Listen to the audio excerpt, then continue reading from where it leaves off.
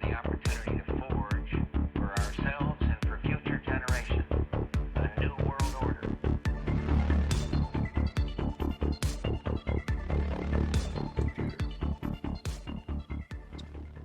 All right, cool. So we're recording. We're good to go. Everybody, this is Jeremy. Jeremy is the host of the Infinite Rabbit Hole podcast. I've been listening to a few episodes over the last few days, and honestly, I'm quite impressed, not only with you guys' production, but with just the people you have on, the topics, the different, viewpoints and ideas you guys have on the topics. So right off the bat, I just want to say thanks for coming on. I really appreciate it. And I'm stoked for this, man. I'm ready to hear what you have to say about some of these questions I have about some of the monsters, if you will. Cool. I'm super excited. So let's go. Yeah. So right. For people who don't know, Jeremy, you're into what's called cryptids, or I guess it'd be cryptozoology as well, right? Same. Yeah, I really find myself interested in the line between cryptozoology and urban legends. I think that when I really introduce myself into the world of the cryptozoologists, which I haven't quite done yet because I'm preparing for it, but I want to bring forward this issue that there's way too many cryptids, quote unquote, hand quotes there, in the pool. And the reason why cryptozoology doesn't necessarily get the attention that it really needs is because there's a lot of stuff in there that's clearly, doesn't exist. Let's just take, for example, let's see.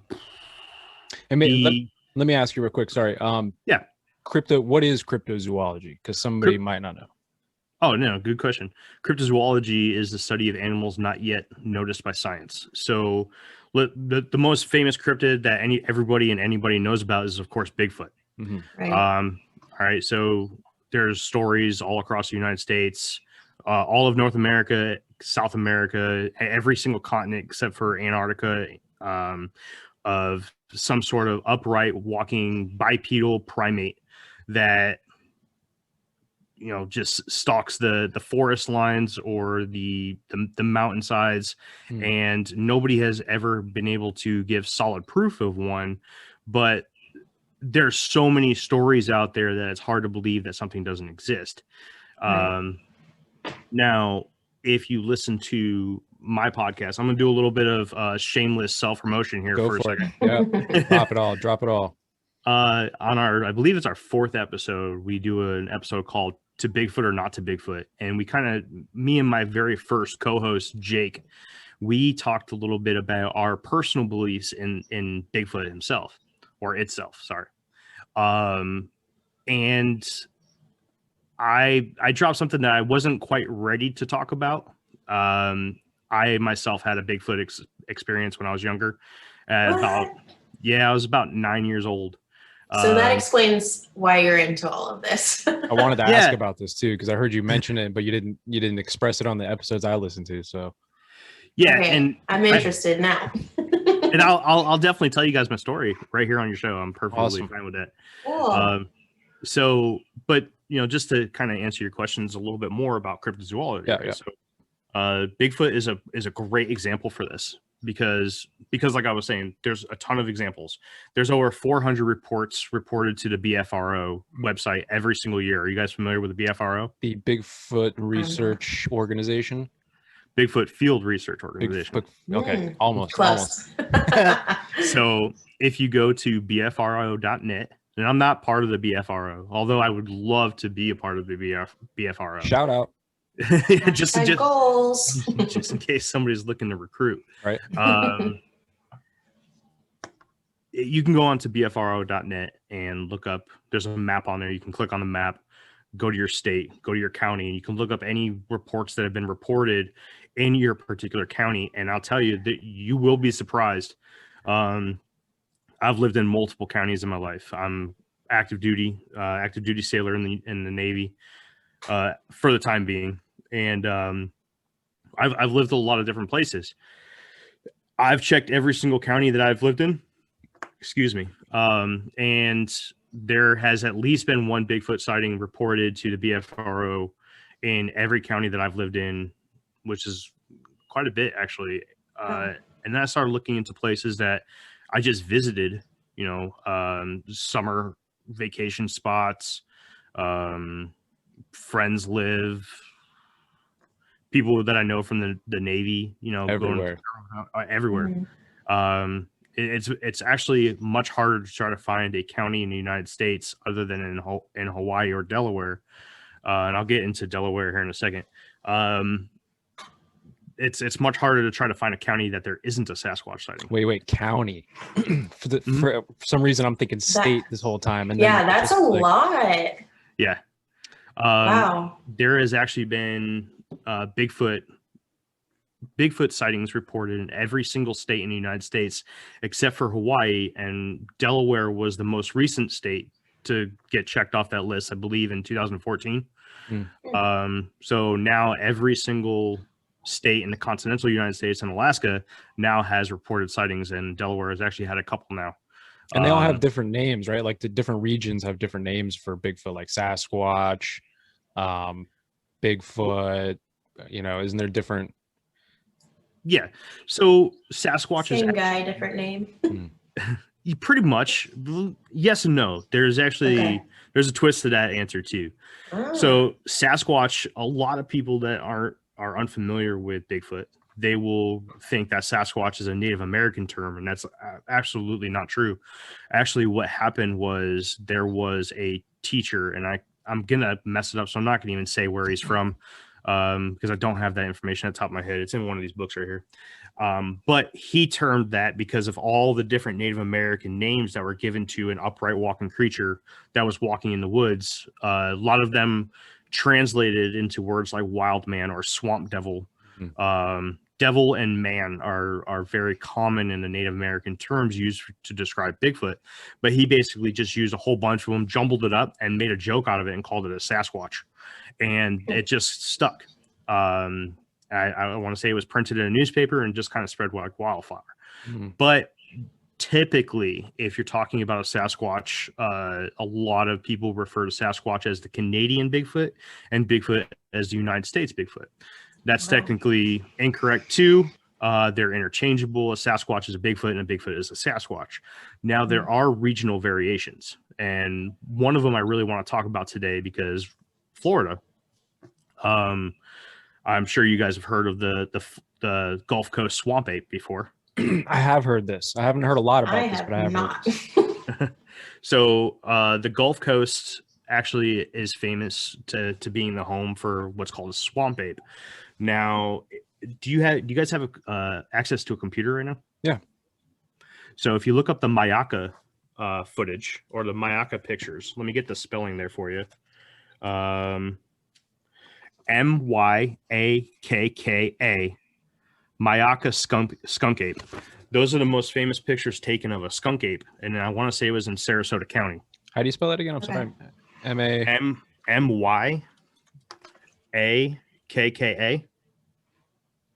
and it actually looks like an orangutan. Hold on, I'm trying to find it. Oh, you're fine. The anticipation is killing me, Jeffrey. Hurry up. Google doesn't want me to see it. Is it this red-eyed thing creeping through the bushes? Yes. Ooh. Planet of the Skunk Apes? I don't know. Let me share my screen here. So is this it? Let me move this out of the way. Planet of the Skunk Apes? Yep, that's him. Oh my gosh. What in the world? That's the Mayaka footage. Ew, that is really scary. If I saw that, I would freak out. Now, if you look down right below that picture, if you look right down below that picture, you actually see the two pictures that we're taking. There's two pictures, and he's slightly in a different position. Oh my goodness. Okay, yeah, I can see the differences. Yeah. Here. One, he's standing up a little bit more, and one, he's crouching down a little bit more. I can tell that's Florida, that's for sure. Yeah, that's actually Sarasota County right there. Yeah. Okay. It's actually closer to my neck of the woods. I grew up in St. Petersburg. Interesting. Oh, really? Yeah. Cool. Interesting. Yeah. Wow, So that is crazy. So there's been reports of swamp ape activity all the way from Texas to the southern tip of Florida. Basically, if the land touches the Gulf, there's activity of swamp apes. Hmm. Basically, they're long, shaggy, furred Bigfoot. Really, what it is. A lot of times, their footprints are cast, and they see anywhere between 3 and 5 digits. There's theories out there that there's issues with either interbreeding, where you get a little bit of mutations going on, and some of them might be missing a toe or something. But you also got to think about the environment that they're supposedly live in too. You deal with turtles and alligators. It's not beyond the idea to think that one of these had gotten a toe snapped off Oh once yeah, or if you're twice. walking Yeah, around out here for in the sure. swamp with no shoes on, you're losing Yeah. some digits. That's Definitely. no doubt about that. You know what I mean?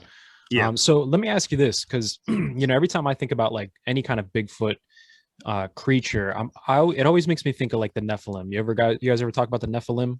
Yeah, from the Bible, right? Right, the Bible or the Book of Enoch, or just like Mhm. giants in general. Do you think that Bigfoot creatures around the world have anything to do with like the giants that are spoken about in like ancient texts? No, I don't think so. You don't think so at all? You don't think they might Nope. be like, okay, fair enough. No, I now there's a lot of different cryptids that people will correlate with the Nephilim. Mhm. I am not I am not very familiar with the Bible. I do have one up on my bookshelf over here, somewhere in this area here. Sure. I do have a Bible thanks to my good buddy Jake, who I started this podcast with. He's a very, very devout Christian guy. He's actually working to be a pastor himself. Very, very smart guy. If you ever get a chance, here goes some more shameless self-promotion for you. He just did an episode on this podcast called Unexplained Inc., where he talks about the end times and talks about all the correlations between current events and biblical descriptions of the end times. Interesting.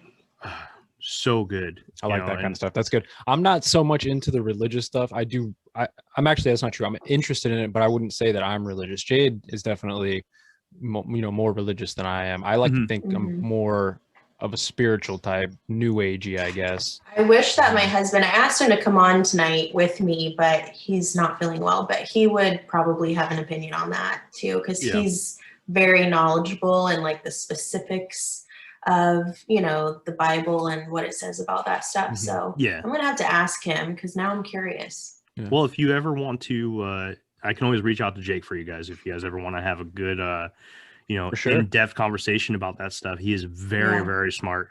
I highly recommend the lifting the veil conversation is a good conversation for a conspiracy podcast. So absolutely, very easy. Actually, I'm gonna go play Ark with him after this. So nice. So, might have to link up with you on that after this.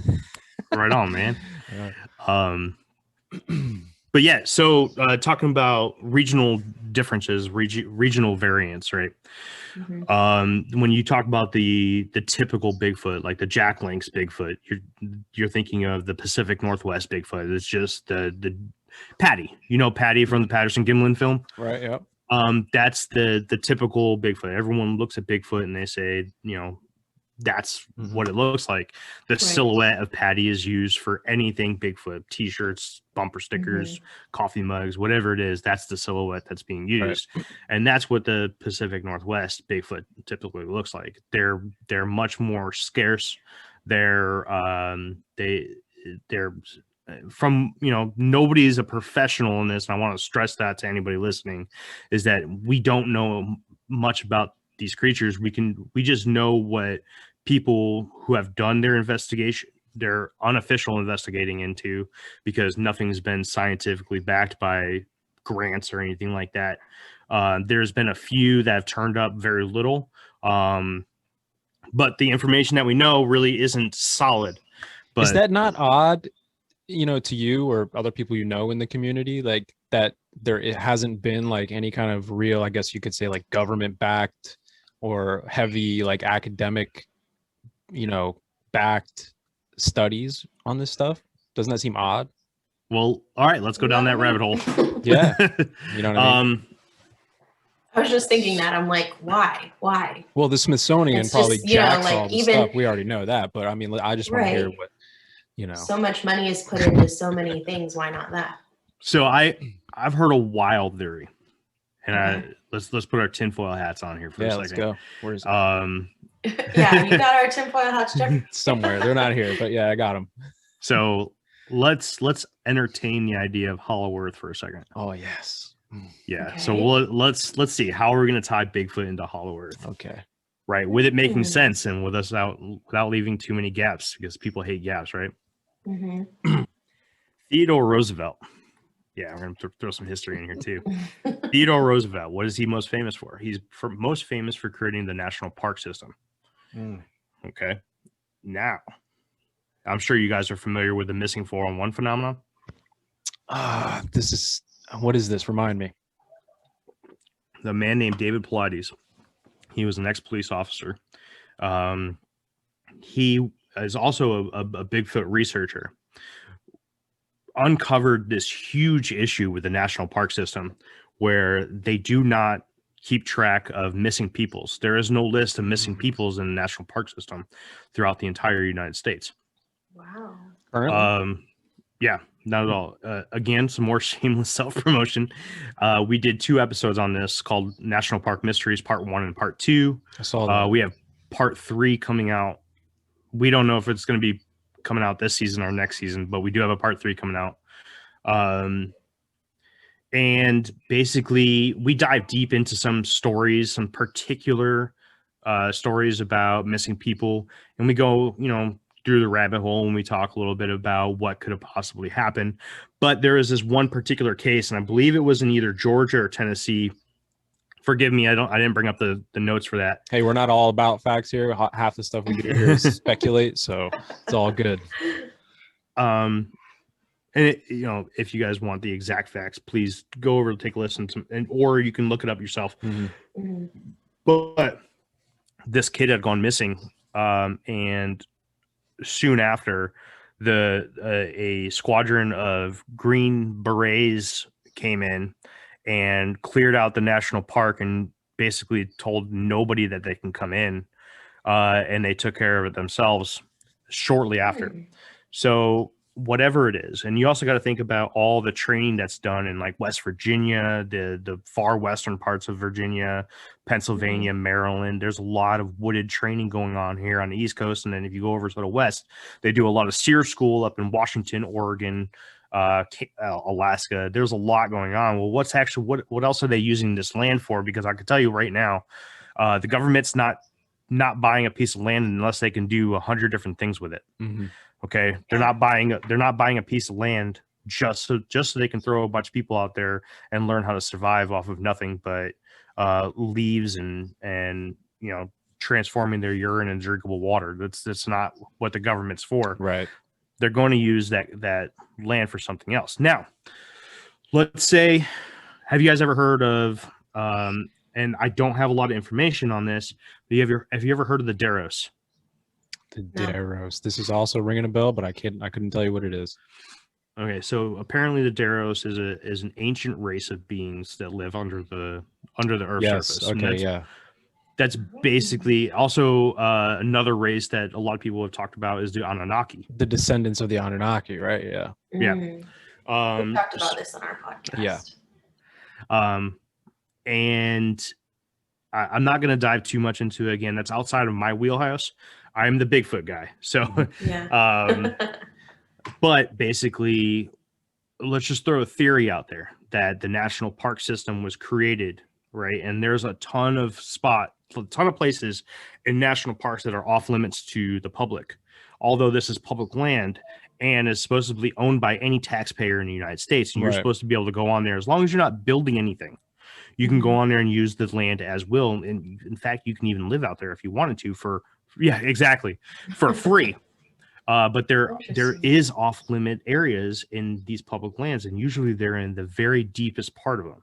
So what if there was a cavern system or some sort of opening in the the crust? That's really interesting. And I was actually getting into, I was going to do another video about deep underground military bases, the DUMBs. And then you and I started talking a few days ago, so I figured, oh, let me do more research on that and let's jump on this right now. But the idea with the deep underground military bases is that a lot of them were built on top of these pre-existing giant caverns to the inner earth, or to the caverns under the earth where these other beings live. So I wonder if what you're saying, if they have the national parks, is there also deep underground bases under these national parks as well? Is there maps that we can check? I know there's a lot of bases that we don't know about, but there are a lot that we know about, right? Maybe. I mean, there might be, a case or two where that's the thing. That's not technically the route I was leading down here. Oh, okay. But basically what I was going to get to was, what if Bigfoot is actually, or Sasquatches, or these upright walking hairy hominids that we see are actually the Deros or the Anunnaki. And they are coming up through these holes in the planet and using these passageways, and our government is aware of this as some sort of peace treaty. Because you have to think, right, if there is a race of human or a race of anything living underneath the crust of the earth, we are the noisy neighbors upstairs. Yeah. Think about the bombs dropped on Hiroshima. A lot of wars being, and I'm not just talking about here in the United States. Yeah. It's sort of, there's ignorance by thinking that if there was an underground civilization, that it would only be under the United States. It would be everywhere. There's thousands and thousands of miles of unexplored land throughout this planet. So would like the Hopis tradition of like the ant people that brought them underground to survive, I guess, like the last cataclysms, would like the ant people just be like another version of these like bipedal beings, you think? I don't know. That's so far outside of my knowledge. You never really got into the ant people at all? No. And I just want to be perfectly clear. I'm doing this because you're a conspiracy show. I personally think that there could be some truth in the fact that maybe the government is hiding or putting aside some land for Sasquatches to live. Maybe. I think that's perfectly within reason. Yeah. I don't know. I don't necessarily know about the whole Hollow Earth thing. Although the more I hear about it, now that I'm doing this podcast, I have heard some very, very interesting explanations and some really awesome evidence for the existence of Hollow Earth. I don't necessarily believe that Bigfoot's coming up from Hollow Earth. I'm just throwing it out there as an option. Yeah, for sure. Yeah, absolutely. Spitballing, man. That's what we do around here. We just like to go off the beaten path. Sometimes we end up on different topics altogether, but yeah, for sure. I mean, and I've heard that before too, that not specifically that Bigfoot's coming up, but that there are these caverns in the Hollow Earth and that beings come and go and do all kinds of different things. So, that makes sense to me. I believe that, Yeah, I agree. Why not? Yeah. So, that's basically how I tied in Hollow Earth with Bigfoot, man. That's, I hope I didn't leave too many gaps for people. No, I think that sounds pretty good. I want to do a whole Hollow Earth. Can we go further into the missing people cases that you were starting to talk about? That interests me a lot. Let me see. I want to say I did a data dump the other day on all my notes. Data dumps. I love data dumps. So I don't know if I still have all those notes. If I do, though, Okay. yeah, absolutely. While I'm doing that, I'll talk to you a little bit more about Bigfoot and the regional variants. Now, there is also a Bigfoot on the eastern side. Now, the Appalachian Bigfoot, which is basically anything on the East Coast, it's not necessarily the ones that are in the mountain range. These are a little bit smaller, a little bit more ballsy, I guess you can say. These are the ones that you hear about when people are saying, Bigfoot was in my chicken coop and tore the head off all my chickens and beat the crap out of my car. Can I swear on your show? You say whatever you want, buddy. Yeah. Okay. Sorry. No, go for it. I got a sailor's mouth. I'm trying to behave here. We named it Shadow Ban Podcast. We literally thought we were going to get banned in the first episode, so we're surprised we made it this far. So you just let it fly, man. Unfortunately, I don't have any more of that. I'm sorry. That's okay. So I have another question. I was listening to one of your episodes earlier. I forget the guy's name that was talking about his story of on his property where he had like his grandmother's trailer and his trailer somewhere in Louisiana, I believe it was. Oh yeah, my buddy Mike. Yep. Mike, is this the same like variant that you're talking about now? Like the one in Louisiana might be the one that's running around here in the Everglades? Yes. Yes and no. So the Louisiana is actually very, very strange.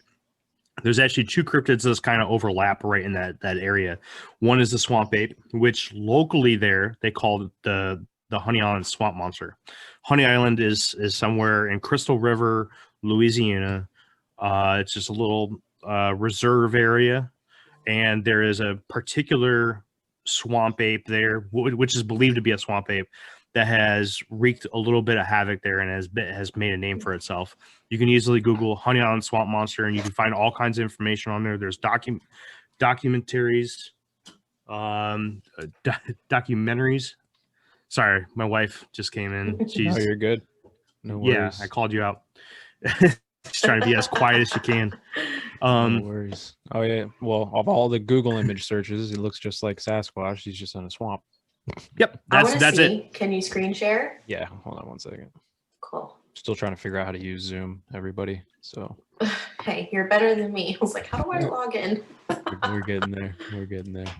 While you're doing that, I'll just continue a little bit.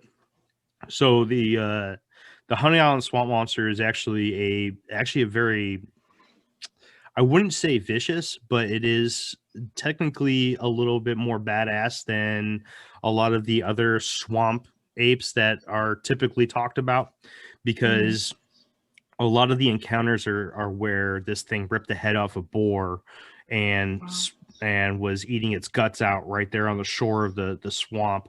So that is one thing. Another, the other cryptid that kind of overlaps with the Honey Island swamp monster is the Rougarou. Now the Rougarou, all right, we're gonna go down a whole nother. This is the one here. you guys were talking about, right? That was on this guy's what he thinks might have been on his property.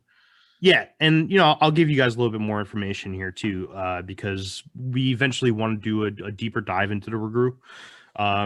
Our very first episode that we put out, other than our introductory episode we put out, was called Pre-Interview with the Rougarou, and it's horrible.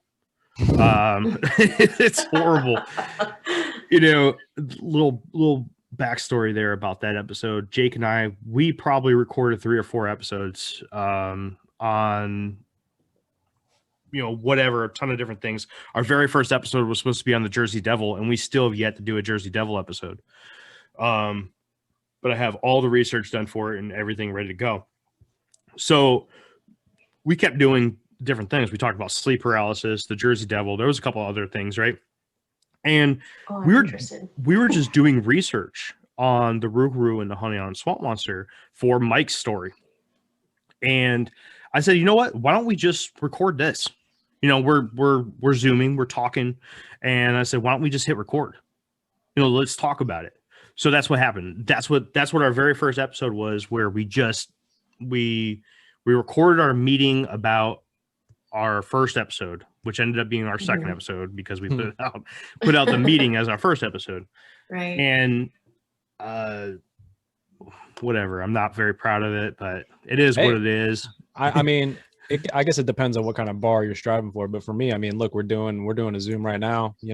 We have, we get in the studio and we do professional, or as professional as we can make it now, I guess, production. But at the same time, I feel like just getting information out, people want to see it. I posted a video last night that was 15 minutes long just because I was bored, and I was like, let me do something. And I woke up this morning and I had like 20 or 24 views in a few hours. So, I mean, people want to watch it. It doesn't matter what it is, people are interested in stuff, Right on. So you guys mostly do YouTube? We were doing YouTube to begin with for the first few episodes, and then we started using Anchor like you guys are. So now we're on Anchor and all the platforms that they, put to, plus YouTube. I feel like we do better on like the podcast side versus YouTube anyways. So YouTube is just kind of like the extra. You want to watch it, here it is. But So to talk about the Rougarou. Rougarou, think about the area that is Louisiana, New Orleans. It's French, right? You get a lot of French immigrants that originally came in there and did the whole Louisiana Purchase, blah, blah, blah, blah, blah, blah, right? Well, over in France, there is a famous werewolf legend called the Loup-garou, and that is basically French for werewolf. When they came over, there was two areas over here in the quote-unquote New World that the French came over and kind of took over. You have the eastern coast of Canada, and then you also have Louisiana. Now, if you follow, have you guys ever heard of a dogman? The Dogman, yep. So the dogman, I could see Jade, you. So I've not heard of a lot of things, clearly. So a dogman is an upright walking canine creature. Okay, What? similar to a werewolf, but does not shapeshift. Okay, so that you're talking about a lycanthrope, basically, just like yeah, he looks like he's got some pictures coming up. So yeah, there you go. Yeah, there's the Rougarou. Yep. Oh. So the Rougarou is basically what the locals believe there is that the Rougarou is The one on the bottom. yeah, there's some pretty funny ones there. Sorry, go ahead. Rougarou. Go ahead. Isn't it? Look at that thing. It's Really is. I would have nightmares I'd be about more that. scared if that guy, like, honestly. Go ahead. I'm sorry. I'll stop kidding. No, you're Oh, good. man. You're good. That was good. I is there video with this? Because that would be an awesome thing to include. Yeah, I'm he's recording those whole. Okay. Yeah. For Oh those my of you gosh. that are listening to this on Yeah. Anchor, you might want to go check out the YouTube Yeah, version the of this. YouTube is Yeah. pretty good. Go look, see that. Oh, So basically it's a legend down there in Louisiana that was used to scare children into going to sleep at night. Basically, they said also has a lot of religious ties too. Those that didn't obey the rules or the laws of Lent were actually threatened to be, targets of the Rougarou. that's terrible. So Gosh, but I think I might need to use that tactic on my kids. So there is actually there's a lot of evidence for Rougarous, but if you ask me and a lot of other cryptozoologists, you actually come across it just being a dogman sighting. Now, I wish I knew exactly where it was, but there was somewhere in Louisiana where there's a picture of a juvenile Rougarou that might have been hit by a car. It actually looks more like a Pomeranian. But if you look at it in comparison to a couple of features around the animal itself, it's a lot bigger than it actually looks, and there's no way that it can be a Pomeranian because it's way too large. Right. So a Google's dogman. not gonna give it to me. That's fine. Yeah. I'll find it. I'll ship it over to you. We actually talked about it in that pre-interview with a Rougarou episode. Actually, I got it on my Facebook page on the if you Infinite can, Rabbit Hole page. If you send me any pictures, I'll splice them on there. Boom, slap it on the video so that there's something there. Forgive me. I'll talk while I'm doing this. No, you're good. And well, let me ask you this: since we're talking about the dogman, is this Rougarou? Okay, first of all, do you think that it's the same as just like your regular dogman, or do you think it's a different dogman? No, I think it's dogman. I think it's dogman. Yep. Do you think that dogman is the same as like the Skinwalker Ranch dogman creature that people very good possibility. So skinwalkers are actually creatures or people. They were in Native American tribes. They thought that they were high-ranking witch doctors or medicine like healers that had this capability of shifting into other creatures' forms. Most famously, a dog or a wolf, although it can take the form of many other creatures as well. Now, I'm not trying to poke fun at anything, but if you take somebody, right, and you say, oh, I seen this upright walking dog, that's running on 2 legs or drops down to 4 every once in a while. And you see something that looks like a hybrid between a human and a canine. What's the most rational thing to come to from a man, I'm trying not to use harsh words here, but from drop the bomb. but from some, it's not like everyone was going to colleges or even to school back then. You had to correlate something with what you're seeing. Okay, Right. that's a half man, half dog. There must be a person that can shift into that. Talking about shape Yeah. shifting. Yeah. So Don't say reptilians. We'll get banned. oops. No, it's fine. We're doing a whole thing. I'm Those all freak about me out. reptilians. Reptilian. We did a whole thing about it. She's scared of reptilians, man. She thinks that they're watching her, but I don't think so. I guessed it on my buddy's podcast. My buddy did a podcast called Cryptid Technical, and for their season finale last season, I guessed it on their podcast, and we did a thing on reptilians. Now it's a fun kind of podcast, and there was some acting involved. So they're no longer a podcast. They're actually going to be recording their farewell, and they're being absorbed into Infinite Rabbit Hole. CJ's already from that podcast. He's already part of mine, and we're going to absorb Andrew and Ninja as well. I'm building quite a big team. We're going to create like a rotational cast. Cool. Anyways, don't want to talk too much about me. That's cool, man. Keep breaking myself up. That's good. That's good. But I definitely think that there could. I'm not too big on the shapeshifter lore.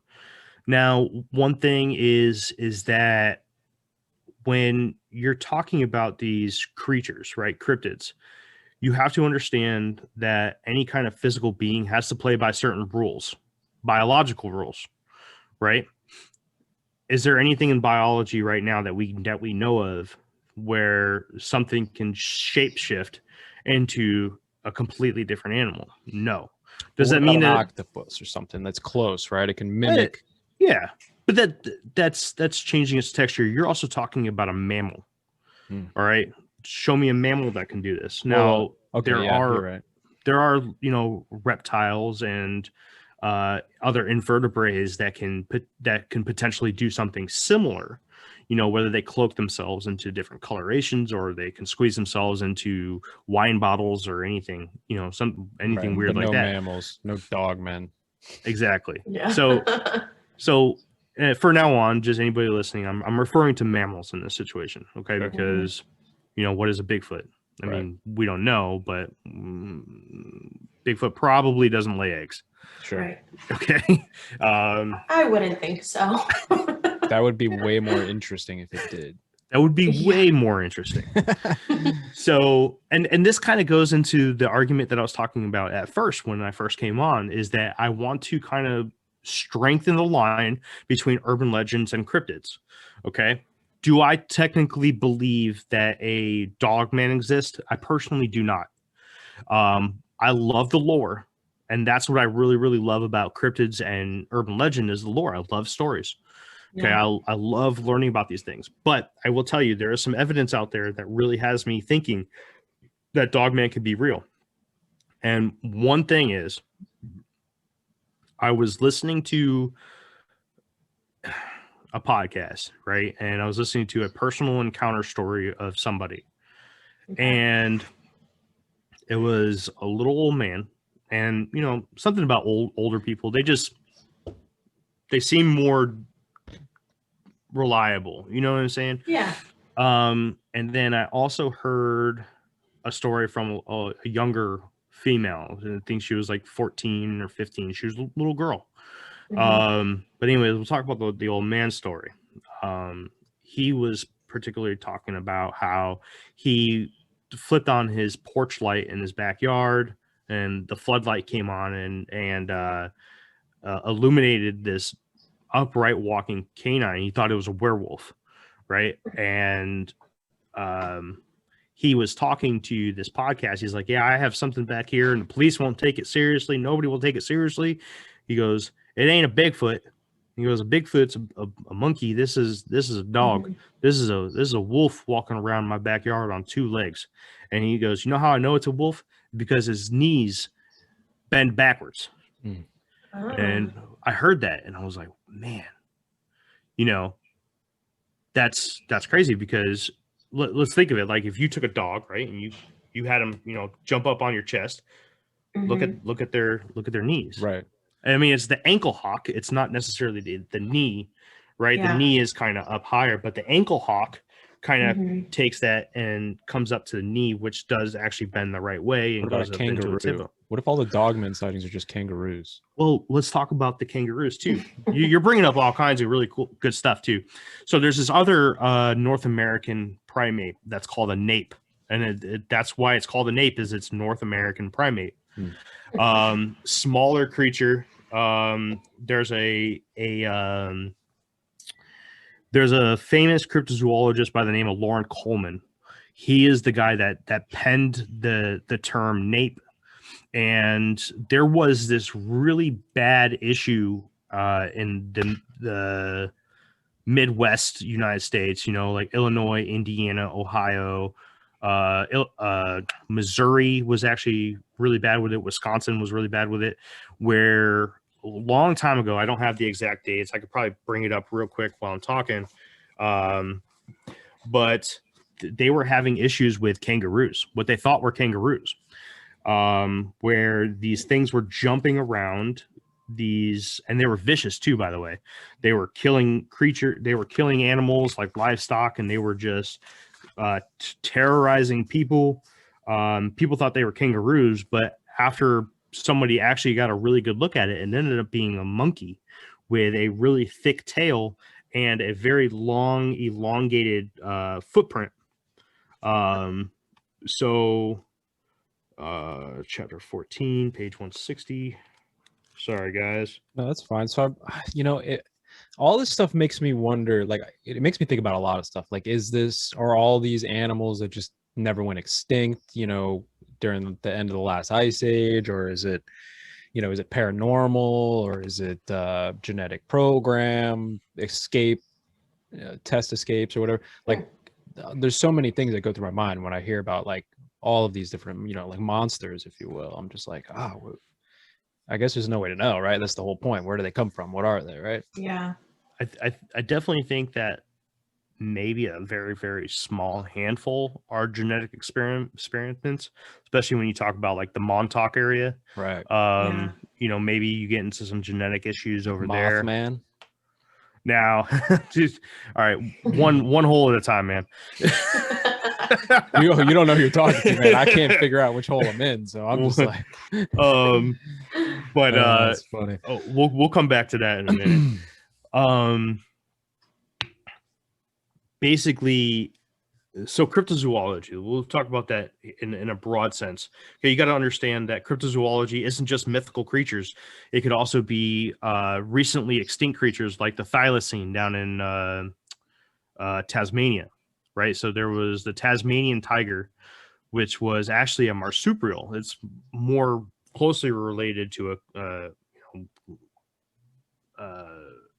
why am I not thinking of like a kangaroo, right? Isn't a kangaroo a marsupial? Yeah. I'm not sure. I failed that class. I was thinking about I'm not gonna. I don't know why. I'm thinking of a flying squirrel. Is that a marsupial? I'm thinking those things. What are those things where you scare it and it stops? I'm pretty sure a kangaroo is a marsupial. I'm pretty sure too. That sounds right to me. But I'm trying to. Isn't a marsupial because it has a pouch? A possum, yes, but it's more closely related to like a possum or a kangaroo than it is to a tiger itself, right? Interesting. So, but this thing looks like a dog. Like, I don't know if you've ever seen the picture of a thylacine before, but there's actual footage of this thing. It existed at one point, right? And there are rumors that people are still seeing them in the countryside of Tasmania. That is technically a cryptid, okay? It is a creature that has once existed, but technically on the books, it no longer exists. It is extinct, but people are still seeing them. Now, what if what if what we're seeing as Dogman, what if people are seeing a dog coming up onto its hind legs or a wolf coming up onto its hind legs that is just really, really big, right? What if we're seeing a dire wolf? Mm. Okay. Do we know that a dire wolf was always on all fours? Do we know that a dire wolf didn't come up onto its hind legs to look and, kind of like a bear does, Right. where a bear will come up on its hind legs to look? Okay. Now, I don't know if you've ever seen this video. Are you able to bring up a video right now? I could try. To be honest, my internet's not great, but I can try. I don't want to freeze up. Look up the Minnesota dire wolf.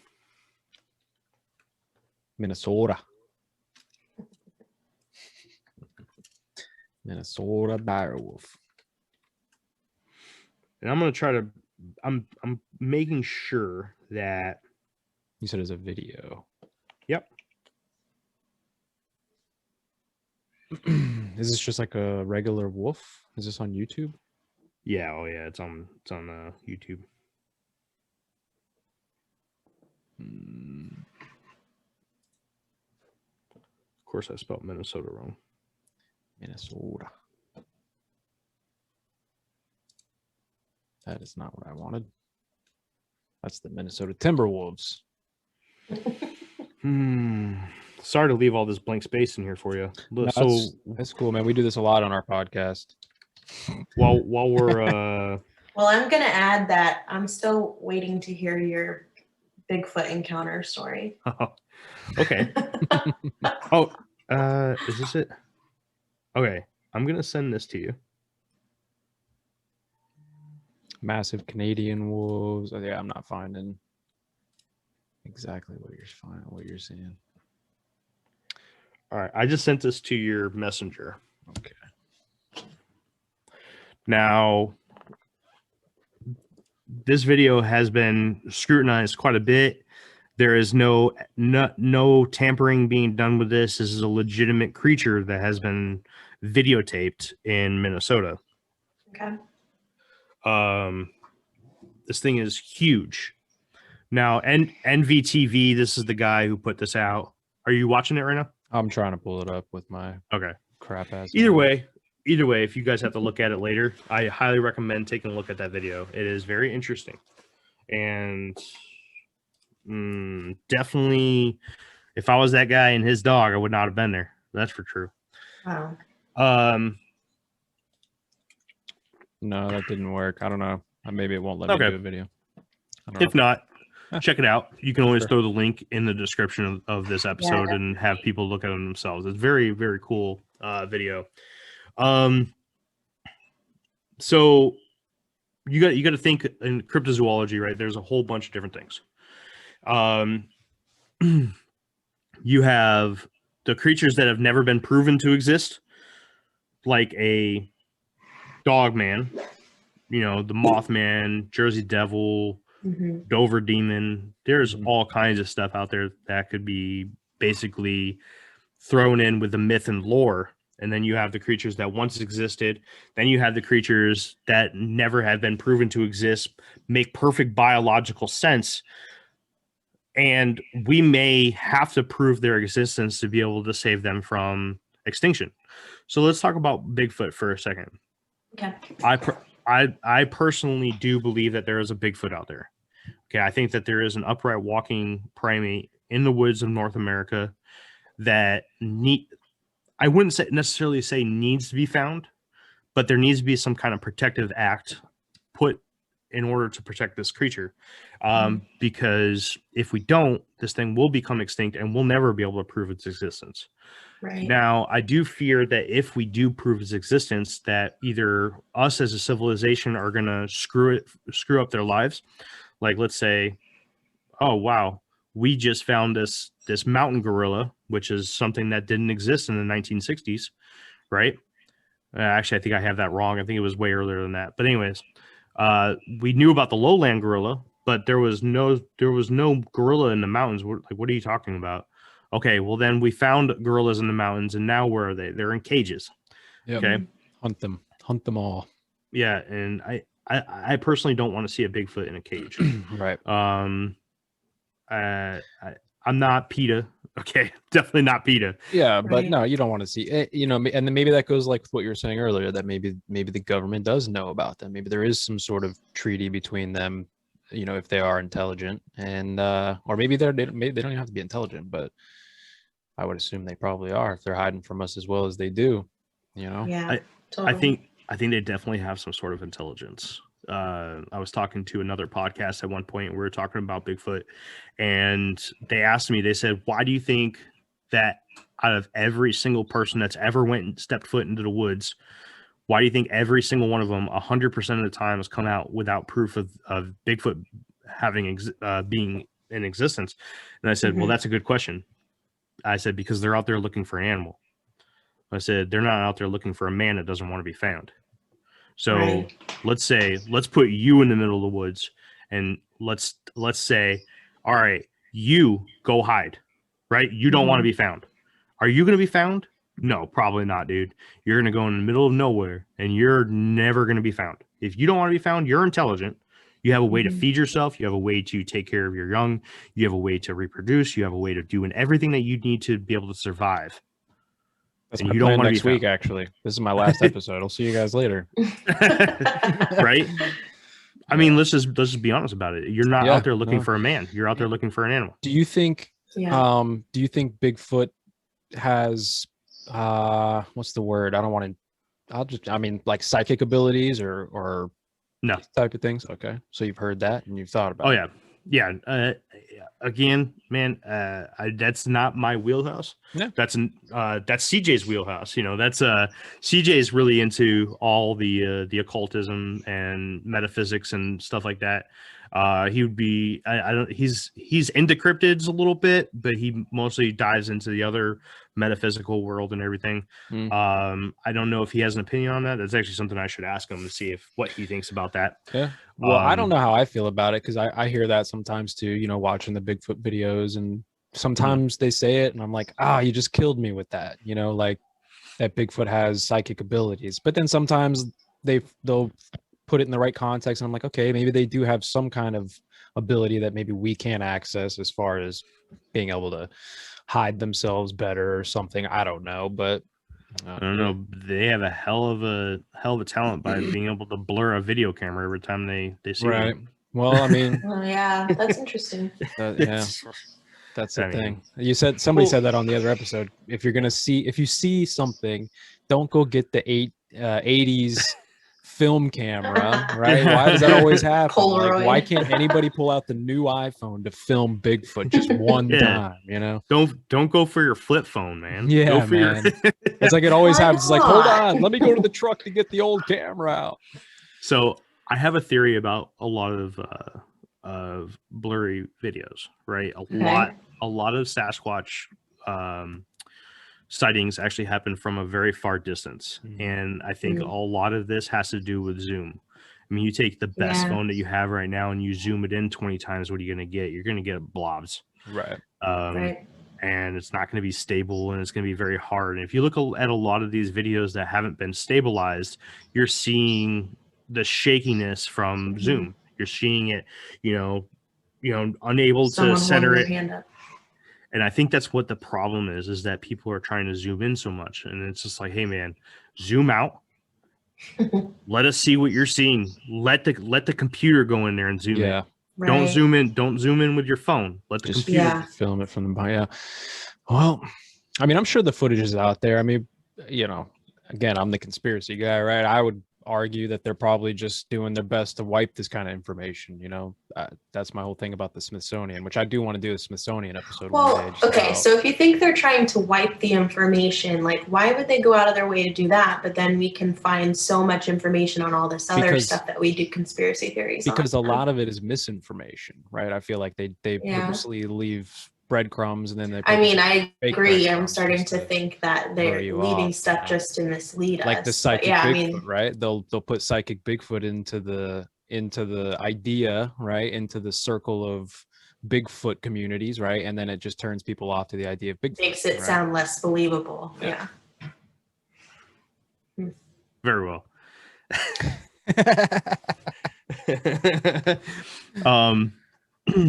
But But no, I don't think Bigfoot's a psychic, man. I don't Okay. either. I don't either. I just was curious about yours. So we're coming close to an hour. I wanted to talk a little bit about the St. John's River monster, if you're down. Yeah, absolutely. I know there's not a lot of info, but what do you think, man? You think it's real? I think it's plausible. Can we pull up the picture again? Yeah, I'll share it with you guys. So the description that I found was that it was a sauropod, right? So like basically a smaller version Is of this controlled opposition, by the way, before I use this? The Pine Barrens Institute Yeah. cryptids profile. I don't know, because Sure. you know how it is, right? I'm one of those guys. Make sure it's not to Kinky. make it look Yeah. fake on purpose. Okay, cool. So sorry. Is go there ahead. any other pictures than that? I mean, there's all kinds of random stuff on Google, but this is Yeah. the most. I can tell info I can tell you find. exactly what that is. This is a What dolphin. is it? That's not a dolphin. This looks like one of those No. pink dolphins. I think you're looking at the underside of Underside of something. of a like a skate or a like a ray, because Possibly. they have It does look like that. they have those Oh, yeah. eyes at the bottom there. I don't think Right. this picture. I don't think this picture does justice to the idea of it. That's why I want to see more. Like, is there a bunch that look like that, or There's not really. do they vary? I'll pull There's that not. up too. So- but there's not. So go back up to the picture there. I want to point out something that people do, okay? And Mhm. and people in the cryptozoology game are stupid, okay? And that is one thing that I really want to bring to the world of cryptozoology is a little bit of fucking brains. Sorry. Oh, don't be. So you see how they cut the picture right at the nose? Mm-hmm. Yeah. Okay. Look at the size of this picture. This is not a normal size for a picture. No. Okay. That is Cropped. not, yeah, they cropped this. Okay. Now, whatever this is hidden behind whatever they cut out right there. Mhm. All right. This right here is a telltale sign that someone's bullshitting you. Which is why I asked, is this controlled opposition? Because just looking at this right off the bat, it looks like bullshit to me. But Well, this, there's not a lot of info on this creature on the internet in the 30 Yeah. minutes that I spent looking for it, so well, we can basically get to the bottom of a lot just by doing some smart conversation, right? And I love cryptozoology. I love the world of cryptozoology. I just not a huge fan of the people that are controlling cryptozoology, because a lot of them are very, very gullible, and a lot of them are in it for money and fame. And I Mhm. hate that. I really want to take this thing seriously, and you can't do that when people are out there trying to fake people. Yeah. Like the person that put a Chewbacca costume in his freezer and filled it up with pig guts. you're not And helping. said he, yeah, you're not helping at all, dude. Right. I'm Like, with what you are 100%. In the conspiracy world, I deal Yeah. with that in every topic. There's the Yeah, real stuff, It's- and then there's the people who are just idiots. And so I'm with you. it's stupid. Man. Like it's okay to say that you don't have anything. Go out there and keep Mhm. looking. Right. Right. Okay, let the world know when you actually have something. It's okay to not. I have nothing. I had a sighting when I was 9 years old, and I have zero proof. Nor do I claim that I have any proof that it ever even happened. I'm telling you a story. Mhm. Okay. Well, the only proof that I can tell you is that I am now extremely interested in the unknown. That's it. But I totally lost track of where I was going. I do this all the time. Sorry, guys. That's funny. Yeah. We were talking oh, about. Go ahead. Yes. Just by having some smart conversation about the St. John's River monster, right? Could there be a creature in the St. John's River system? Now, I did do a little bit of research on the internet. Now, I know I said I don't normally do it, but I do every once in a while. It's hard not to. You got. I'd like to Yeah. do most of my research out of books, but when I'm in a crunch, I will resort to the internet. Now, I didn't go in there and look up lore about the creature other than its physical characteristics and when was this thing being sighted. This thing was being sighted between the 1940s and the 1990s. Okay. Think about the 1940s. We were still very young as a nation. The area that the St. John's River, which is the eastern coast of Florida, Wasn't very well developed. So could there have been a creature back there in the 40s? Absolutely. Could it have been a sauropod? For those of you that are unfamiliar with what a sauropod is, that is basically a brontosaurus, a brachiosaurus, a diplodocus. Basically, Isn't that what people one of those- use that looks like Nessie, right? It's like the same picture everybody uses for Nessie. No, that is a plesiosaur. Oh. Um, Oh, there you go. Learn Here, something go- every day. go ahead and look up a plesiosaur real quick. I Please. haven't heard of that one, and I'm surprised because we know a lot about dinosaurs over here. The kids, man. I bet Just you kidding. do. My 5-year-old does. I know more than I thought I ever would. I got a 7-year-old. That's crazy about it too. Yeah. So one thing I found out that's very interesting about the St. Johns River is that it actually flows from south to north, which I found very, very interesting. And it's a very, very slow. See, that is what people believe Mhm. the Loch Ness Monster is, what Champ is, what Ogopogo is. This is what they believe. Mhm. There's some very interesting stuff about that. Obviously, we don't have time to get into that today.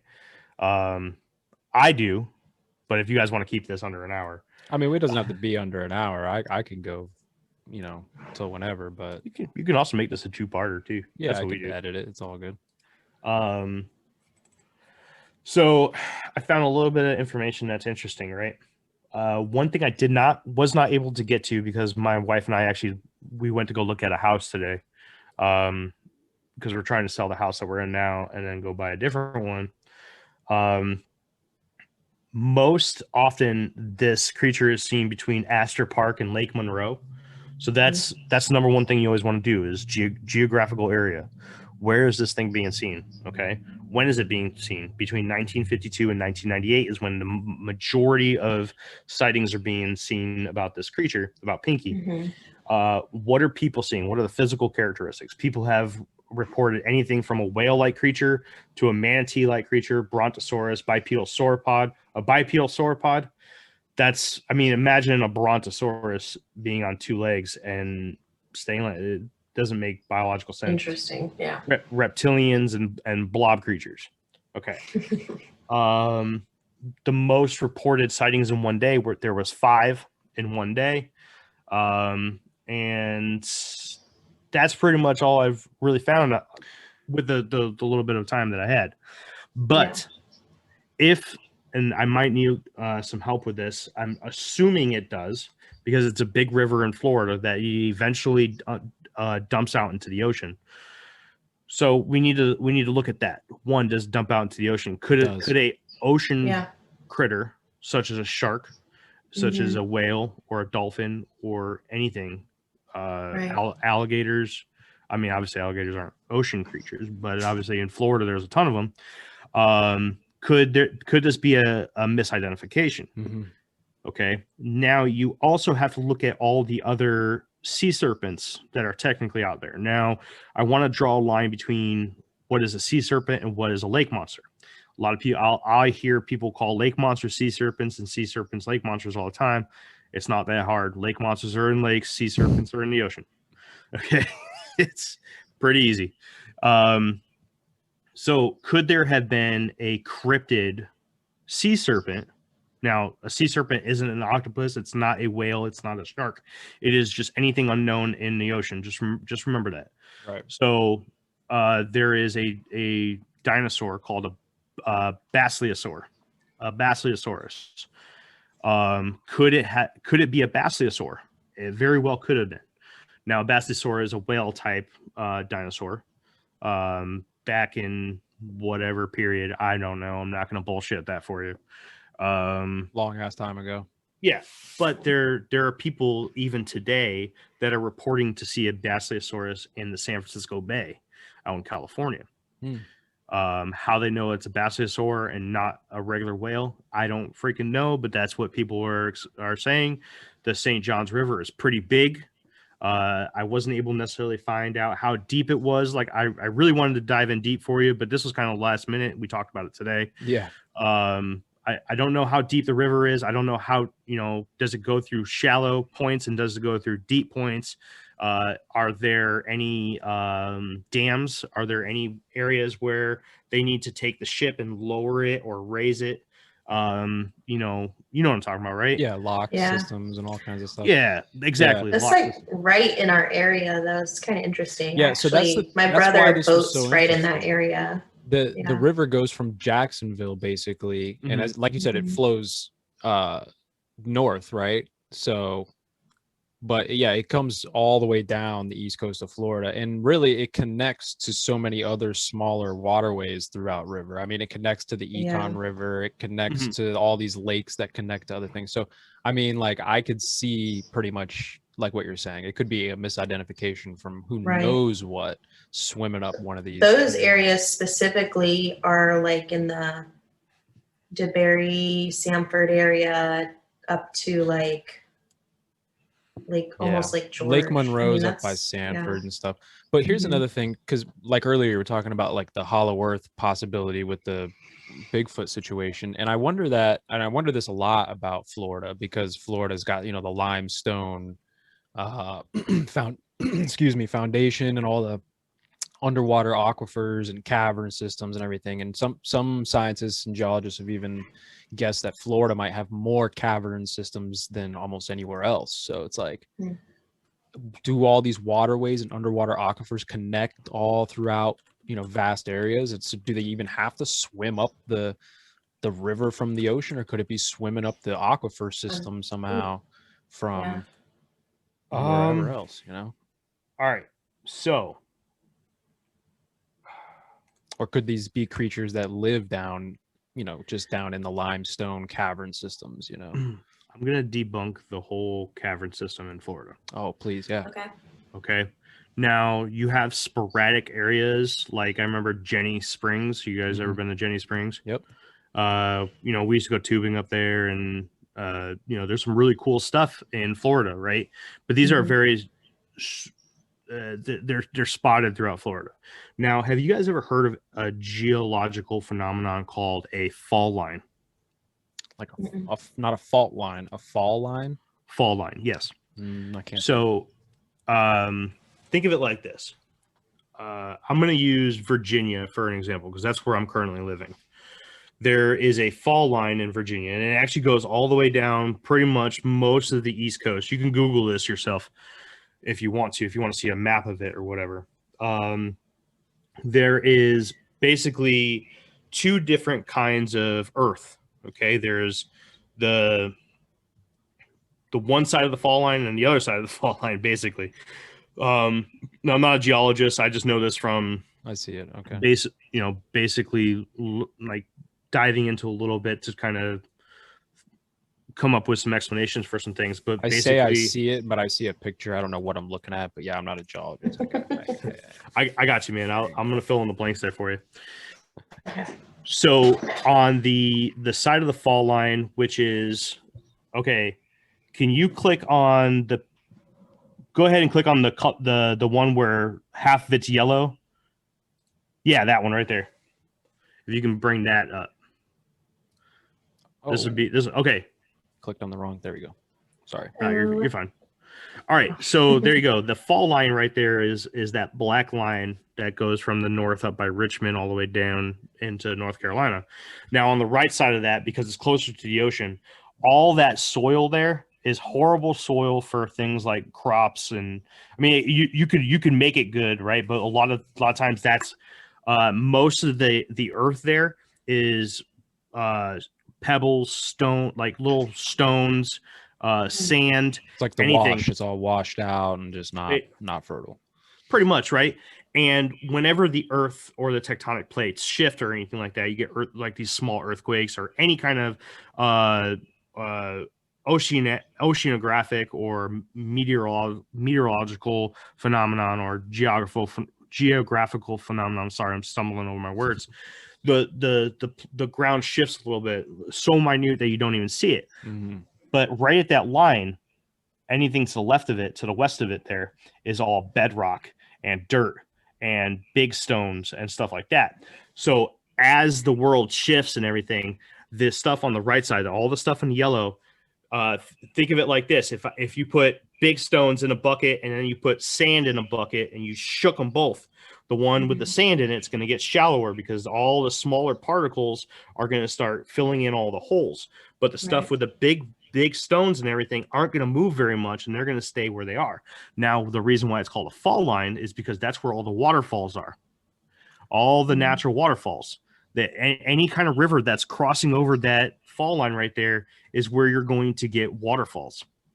Okay, you can look up the maps of natural waterfalls anywhere. Hey, that's a great picture right there. That's an awesome picture.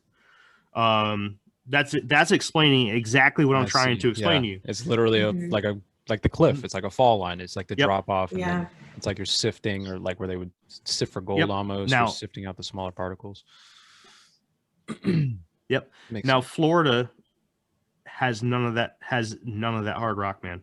Mhm. It is all the sedimentary. So all the stuff that you step on when you go into like a lake or a pond in Florida, and you got that mucky crap that you're stepping through, that's what that whole state is, no matter where you go. Okay. And that's why they say that Florida is going to be underwater if the ice caps melt and global warming and all that, right? It's not global warming anymore. It's climate change. Either way. Get your Either get your way. words right, man. Get your terms right, man. Yeah, I'm sure Greta Thunberg will be up my ass here in a minute. Greta. Oh, poor baby Greta. I feel bad. She's a for that time girl. traveler. Don't feel bad for her. She might be. She's 18 now. You can talk shit about her. Fucking Greta. God damn it. But that's what I'm trying to say is in Florida, even if there were small caverns in Florida, they're not going to go far. I see what you're saying. They're full of sediment, man, and the likeliness that any of it's going to actually connect isn't very likely. Now, if you're talking about, like, let's say the Great Lakes, right? Could the Great Lakes go under these vast caverns underneath the hard, bedrock and stuff like that? Absolutely. I 100% am on board with that. Even if you go to Maine is very, very popular for its cliffed shorelines, like these giant rock shorelines. And that's because they don't have any of that loose sediment. That is the fall line. The fall line is the shoreline of Maine. So you gotta, this is what I pride myself on. This is the kind of investigating I like to do. Is I really like to take a subject, right, and really, really grab into it. And what I do is I say, lake monsters, or the St. John's River. Okay, could there be an animal? All right, let's talk about all the possibilities. Could it be a tunnel system underneath it? No.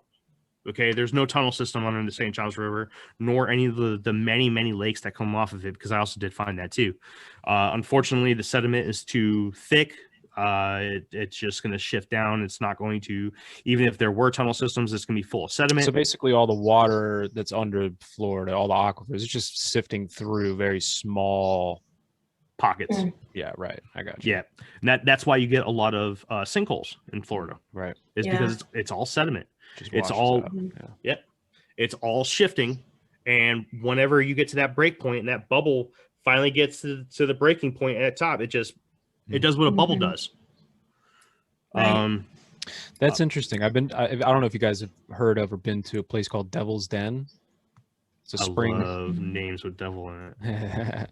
Devil's Den is a spring here in Florida, and it's like you have to go down these stairs, right, a good way, and it's a giant like cavern. You can see all the limestone in there, and it's the water from the spring is up there, and they got a map that shows a cave that the divers have swam a mile or however far down the cave, and they found bones from some ancient chick who died there. I don't know, but I guess my idea was, because I had been there, that was just kind of like what was under Florida, just because I guess that it's like anything, it's a visual representation, and if you only get one or two of them, that's just kind of what you base everything off of. You're like, oh, this must be these giant fucking caverns all over under Florida.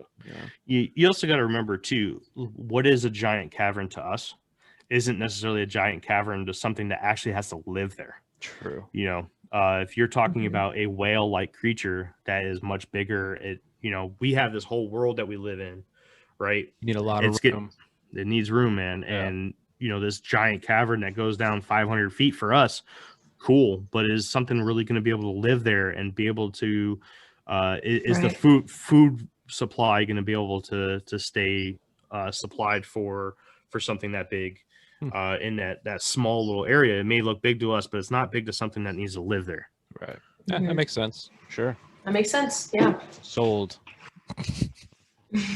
Sold. Now, but let's talk Good about the St. John's River monster in general. Could it exist? Absolutely.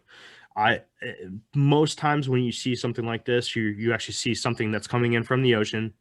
Also, taking misidentification, just for shits and giggles, let's talk about misidentification. Florida is known for what? Tourism, right? So let's take someone that's coming down from Pennsylvania. Just did it. No, that's all you had to say, man. You broke my brain, dude. Everything that's in Florida is a lie now because people don't know what they're seeing. They're all from freaking. Yep. Everybody here knows exactly what you're saying right now. Yeah. And you see a manatee. Oh my God, right? What was that? Oh, they're gonna kick me off. I'm racist now just for doing an accent. That's it. So you get somebody from like the Northeast that's never seen a manatee in their life, right? And they're on a boat that they just rented, and they're like, "Holy shit, I saw a dinosaur!" Nah, bro, I saw him. You saw a manatee. You're right. And see, you broke my heart, man, because I'm over here thinking that there's like a river monster and like the econ comes like real close to my house. I'm like, I'm gonna go out and find this thing, man. But you're right, man. You're breaking my heart on the river monster. I still kind of want to go out and look, but you should. Yeah, you should absolutely. And if you not as sure that I'll find anything, but why not try? I'm always willing to revisit, right? So if anybody ever sees anything, if there's a better picture ever produced, or you guys actually physically see something, you can give me a good description, then I'll revisit. I'm gonna find it and I'm gonna bring it to you, man. You're gonna be the guy that I bring. Bring it to me, man. Yeah, bring it to me. 100%, because you'll probably organize it better than I will. I don't know if you guys can see my books up there, but those are all pretty much cryptozoological books. Nice. I've also got. I grabbed a couple hot grabs just to. Another one over here, just in case I needed to reference something today. I just, I have some bookmarks and everything. Ladies very into it. He can read. I can read. He can read. Past the 5th grade. That's good, man. That's cool. Yeah, this has been fun, man. I was telling Jade like we needed to change it up a little bit because all our episodes have just been kind of like sketchy, like the government's doing blue beam and the genetic shit and the fucking reptilians and all this stuff. So it's nice to get into something that's still conspiracy. It's a little more lighthearted. It's a mystery. It's not like your whole life is a lie. Yeah, no, it's still a mystery, and I think that's that's what we have in common, right? We like a good mystery. Everybody likes to wonder what in the fuck is going on. Well, the reason why, I came up with this concept of infinite rabbit hole is because I am interested in all this stuff, but how am I going to do the research into everything? Right? Where my heart and soul is into the mysterious creatures of the world. So I said, okay, let me get a panel of people that are specifically interested in different things, and let's talk about it all. Let me learn while I'm creating this podcast, and that's basically what has happened so far. That's awesome. You can definitely tell now. I have come up as of right now. I've come up with the topic of almost every single episode that Infinite Rabbit Hole has done, but I've tried to surround it around everybody's wheelhouse. Specialization, I guess you can say. The cast is changing even to today, and I'm always looking for more. One thing I don't have is a strong conspiracy theorist. So I know a few. I'm good friends with another podcast. I've made a lot of friends throughout this whole endeavor. This is definitely my new love in life is podcasting about these kind of things because you learn so much. It's fun, man. It's fun because like growing up, I loved documentaries, right? Give me a good Yeah. documentary, Oh, yeah, me or too. give me a good mystery show or something like that. And now I feel like, we're the next level of that, right? It's the next iteration of that. Just got to keep Yeah. it going, producing stuff, But you talking got- about stuff. You got to be smart about it. Yeah, that's true. You know what I mean? That's true. You got to. Does it really make sense, or does it make sense because I want it to make sense? Right. That's the thing, is like, there's still certain things about Bigfoot that just don't make sense to me, but I'm still going to look for it because I've seen something. Mhm. Yeah. Well, we still don't know what you saw. you guys got The time for that? world Yeah, wants to know. if you want to give I us the wanna story, know. let's do it. Let's get this story. Let's get Okay. this story. I want to hear it. All right. So I tell this story backwards, okay? Because I've actually had possibly 2 sightings. One for sure. One maybe just some weird homeless dude.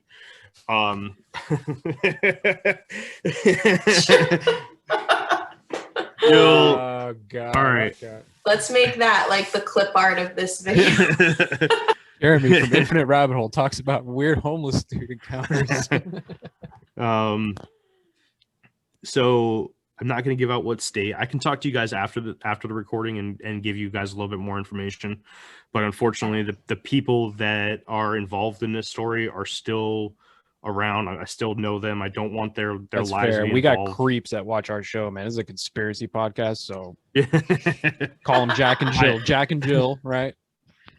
will tell you that it is in New England. So if anybody doesn't know, New England is the area of the country that engulfs the 6 states,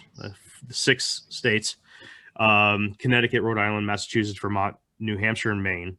Okay, so it's up there somewhere. Mhm. I was staying at this house, which I did often as a child. And again, I'm going to tell this backwards. So I'm going to tell the second encounter first and the first encounter second. Okay. Because the second encounter is where I can guarantee you I saw a Bigfoot or a dogman. It could have been a dogman. I don't know, but I think it's a Bigfoot. Guaranteed. All right. I like it. I'm ready. I'm settling in. So, have you guys lived in Florida your whole lives? Yep. Okay. Jeff, you ever had a BB gun? Oh yeah. All right. So, as a young Why'd you kid, just ask him? Jade, have you ever had a I BB did gun? have one, yes. Did you? And Okay. you're a shadow So, man now. That's Then it, you know you're what? done. You know what? I'm gonna ask Jade this. Jade, if you were 9 years old with a BB gun, what would you go do? Shoot into the woods. Okay. Jeff, if you were a 9-year-old, what would you do Would you with a shoot BB an gun? animal? Shoot something in the woods. No, not I. So, And that's the part that's more girly. So- I'm going to shoot a tree. And Jeffrey's going to shoot an animal. you know, I hate to admit it, because I love animals, man. Me too. I've got pets, man. And but the screwed up 9-year-old little boy that I was just got a BB gun and I'm hunting. Okay. I was walking through the woods trying to find anything, and let's go over the geography of this area here for a second, right? So it's up on the side of a large hill / mountain thing, right? And it's overlooking this little valley. And at the bottom of the valley, there was this field that we used to go and play kickball or soccer or baseball or whatever we want, football down there. After the owners of the property would go down there and mow it down every year, after all the snow is gone and the springtime is over, they would go down there and mow it down. And if you went down there at the beginning of spring or in the winter, you'd have some really tall dead grass down there. But we learned that if we go down there and we throw a stick or a rock into the field, you can get various kinds of birds to pop up and fly away. So I went down to I was by myself. I went down to the field and I was walking along the tree line. I was trying to see if there's any birds kind of flying around in the grass. And I just took a rock and I threw it out there. Nothing popped up. But then I saw way over about 50 yards, about to my 2 o'clock position, there was a deer. Okay. And I wasn't being quiet. So I don't know how this thing didn't hear me. And I mean, I don't know if you guys know anything about whitetails, but I mean, they know, and they're gone. They Boom. spook. Yeah. Well, I mean, if it's an urban area, sometimes they don't spook quite as easily, but yeah, they spook. This was not an urban area. Mm. I can show you guys Google Maps later I believe and show you the exact area of where this thing was. I'm convinced. And there was a little pond in this little field here. So I saw this deer, and I had brought my gun up, right, because I was going to shoot the deer in the butt. Not going to lie to you, this thing was going to get a BB in its butt. You don't get a chance like that often when you're 9 years old. So yeah, You don't, right? And so I put my scope onto the deer, and I had just put it in the crosshairs, and it was gone. Okay, I'm thinking shit, it ran away. I dropped my gun, and as I dropped my gun, I shit you not, walking from my left to my right into the tree line, must have came from like my 8 or 9 o'clock position and entered the woods again to my 2 o'clock position. There was an upright walking, hairy hominid, looked like a giant person covered in hair, with this deer over its shoulder. Wow. Actually, this shoulder, sorry. Deer over its shoulder, walking, and this deer was screaming. I don't know if you ever heard a deer scream before, but it's horrible. terrifying. Horrible. Wow. Yeah. And as it walked into the tree line, and again, the grass was only up to it's about right above its kneecaps, maybe mid-thigh. It reached over, right, grabbed its head from right here, right next to its chest, whipped the whole thing off of its shoulder, and smashed its head up against a tree trunk. Oh my gosh. And walked off into the tree line even farther and just disappeared into the trees. Holy shit, Set dude! that thing up.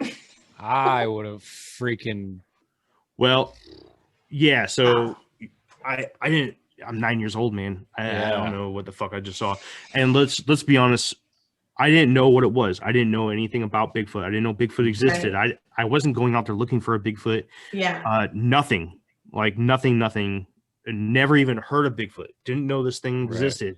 Wasn't even on my radar. And you know it can't Okay. be some dildo in a suit trying to scare you, because if it's picking up a deer, like that's Right. a couple hundred That's still pounds that it's alive. just throwing Right. around. Yeah, it's probably Yeah. kicking it. Mhm. Damn. So dude. I mean, I've heard reports of these things killing deer a lot. Like it is a very normal thing. I don't know how the hell something that big can sneak up on a whitetail. I don't know. That is part of the whole Bigfoot mystery that I don't understand. Hmm. Right. How did they do it? You know, I would love Yeah. to know how they did it. I wish I was paying attention. Like if I can, I always, you know, you always have that hypothetical question with your friends. It's like, if you could go back in time, what time would you go to? I would go back to that day, and instead Mhm. of putting that damn BB gun on it, I would just sit there and watch. Yeah, check the Yeah. winds. I wanna know how it happened. I Think, wanna how, know. think of all the details. Yeah, that'd be nice, right? If you were like an experienced hunter at that moment, so you could Mhm. detail everything about the environment. You know, is it upwind or downwind from this deer? Like, how does the deer not smell this thing? Because that's the other thing too about Bigfoot, right? They're supposed to smell like terrible, right? Which would make sense if you're some, Yes. you know. Yes and no. So you got to also think in hotter environments. Yes, but this happened during my spring break that year. And it doesn't get, it depends, you know, it could be hit or miss if it was cold or hot. If it's cold out, it's probably not perspirating very much.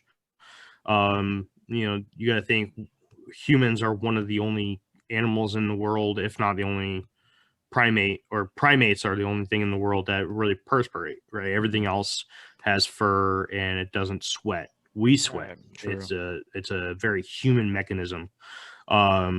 But they say that this thing does stink really, really bad. So it would have to perspirate in order to stink. So it would have to be warm out. I don't remember if it was hot. I don't know. I don't remember if it was cold. I didn't smell anything. I sure wasn't being quiet. So I've gone through my head hundreds of times thinking, you know, did this thing know I was there? It had to have known I was there. Have you ever Yeah. seen a UFO before? I have, yes.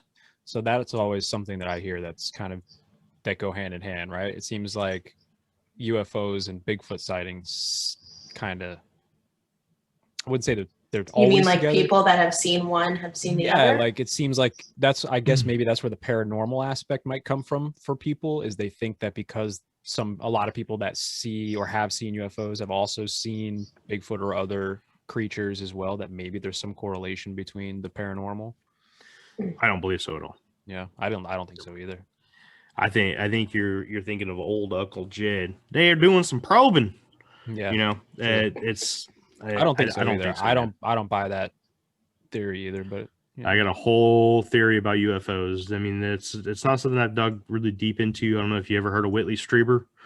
It sounds familiar, but I couldn't tell you, man. He wrote a famous book called Communion about his alien abduction, and I think I heard a podcast where somebody was breaking this down once.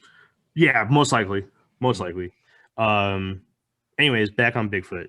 No, I don't think Bigfoot and UFOs have any correlation whatsoever. Okay. I don't think that they're interdimensional beings. I think That's that they're usually what flesh I and hear. blood. Yeah, I usually hear You that know. they're interdimensional or something like that. I think they're a flesh and blood creature, just like we are. I think believe they're it. smarter than the average bear, but you know, they're hiding themselves just like a human would. Do you think they're as smart as Right. us? No. Do you think they communicate with a like an actual language, or do you think it's more like an animal language? If that makes sense. I think it's a very primitive language. You got to think of this, right? So, one, do you see them wearing clothes? Nobody's ever seen a Bigfoot wearing clothes, and that's one of the first steps to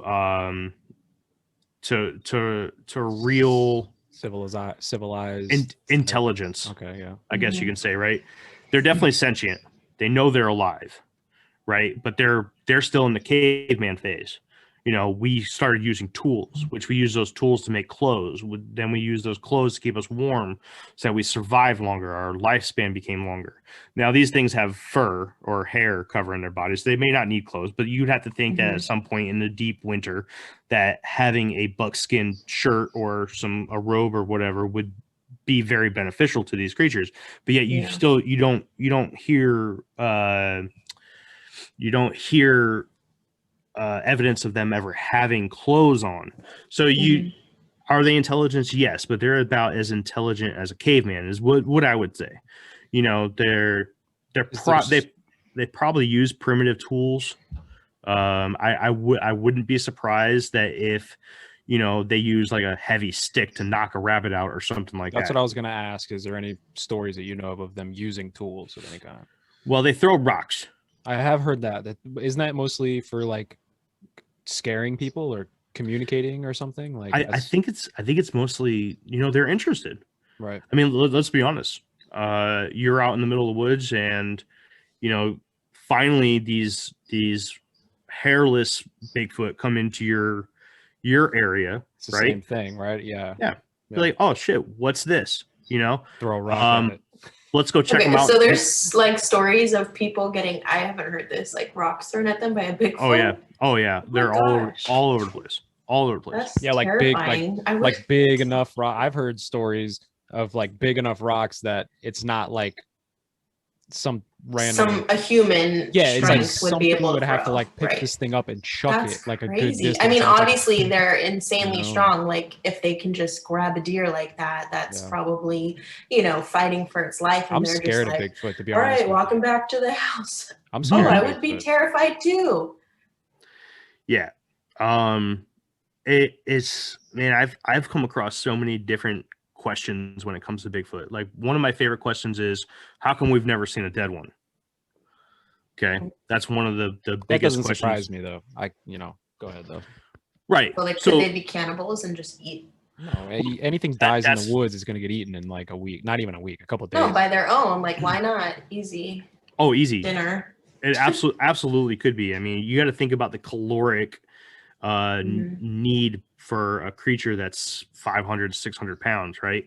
Right. It's got to be intense. I mean, shoot, a normal 200-pound male, 180 to 200-pound male needs almost 2,000 calories or over 2,000 calories. You think that this thing would have to have 8 to 12,000 calories in order to, be able to I heard a survive. story once. I might be Survive and wrong. maintain the muscle mass and all of Mhm. that. Yeah, I think I heard a story once where it was a hunter killed an elk, and like a Bigfoot stole his elk or stole like half his elk while he was trying to pack it out or something. I might be totally mixing up multiple stories, but I think that's a Bigfoot story that they took, like it jacked the whole elk from somebody, you know. So there's a ton of those stories too, where they get like a moose or something, they got to quarter it, and then they got to hike back a mile to their truck, drop off the meat, hike another mile back to go get the other quarter.